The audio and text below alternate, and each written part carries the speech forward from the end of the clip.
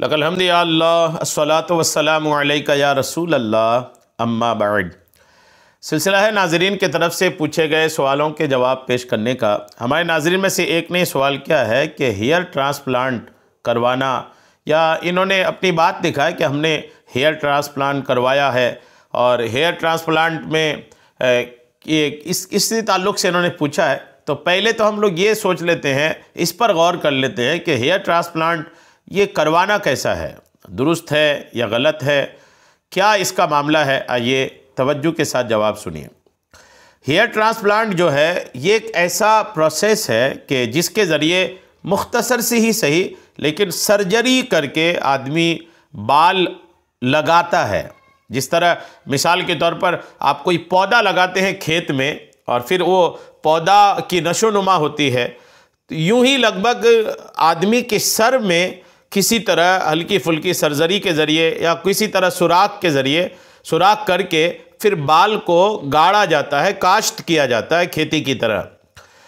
یہ جو پروسیس ہوتا ہے نا، یہ جو پروسیس ہوتا ہے، یہ جو طریقہ کار ہوتا ہے، یہ انسان کے لیے بڑا پریشان کن ہوتا ہے، تکلیف دہ ہوتا ہے، اور جن دنوں یہ پروسیس چل رہا ہوتا ہے وہ بڑا پریشان کن دن ہوتا ہے۔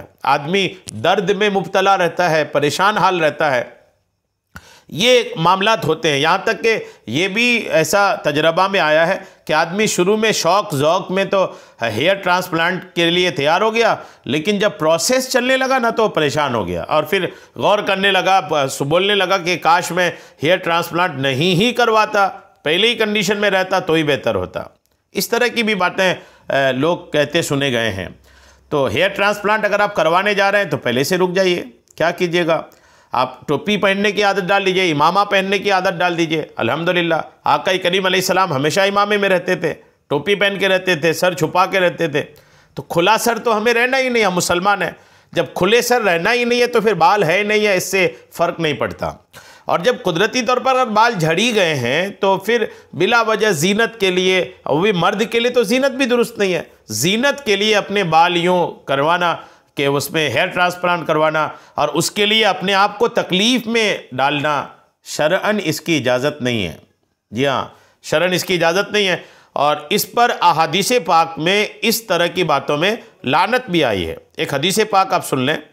حدیث پاک ہے، یہ نبی کریم علیہ الصلوۃ والتسلیم نے فرمایا، اللہ تعالیٰ نے لعنت فرمائی اس عورت پر جو اپنے بالوں میں کسی دوسرے کے بالوں کا جوڑ لگائے، اور اس عورت پر جو کسی دوسرے عورت کے بالوں میں اپنے بالوں کا جوڑ لگائے، اور جسم گودنے اور گدوانے والی پر بھی اللہ نے، رسول اللہ نے لعنت فرمایا ہے۔